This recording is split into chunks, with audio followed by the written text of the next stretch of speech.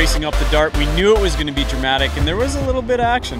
It wasn't too bad on the way up, but there was a dirty river you were going into, which is unusual. It was a changing river because of all these guys pre-boated it, say, last night. It was clean all the way. It wasn't like that today. It was technically really hard. So we had local unlimited racer Regan Williamson pulling in John a little bit. Nothing too dramatic. Didn't pass him. No, I think the sun in their eyes was a real issue. I spoke to some of the drivers. They got sunstroke halfway up the river, and that was really difficult. A-class racer Aaron Morrison unfortunately didn't make it to the top. I think we've blown a hole in the piston. It's terminal anyway. She's broken. Last day, we're out. The Mexicans did make it.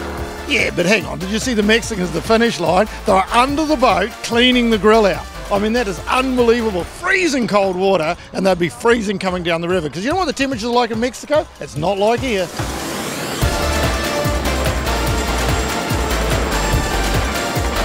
Downstream leg on the Dart, though, that's a little bit harder river to read. It ended up being a bit of a car park for jet boats out there, and everyone was hung up, including experienced jet boater Rob Pooley. He came to grief. Then we had the real tight action in the CX class between Mark Agnew and Nick Sullivan. Nick, unfortunately, ran aground. And they say Nick has never run aground in a river in a race. I mean, that is unbelievable, but that shows you how hard that river was. So that was gutting there in the CX class. Nick was closing in. He had only a 20-second gap to make up there on Mark today, but unfortunately, that's not going to happen. So we'll see what happens with Nick Sullivan here in the CX class. If they can get him back racing again for this afternoon, that might keep Craig Robinson behind him.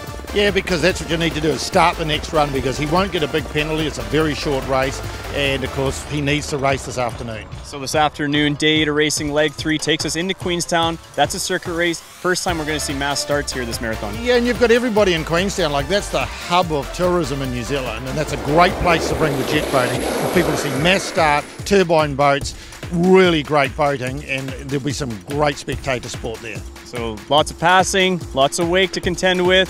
We're looking for some action here this afternoon.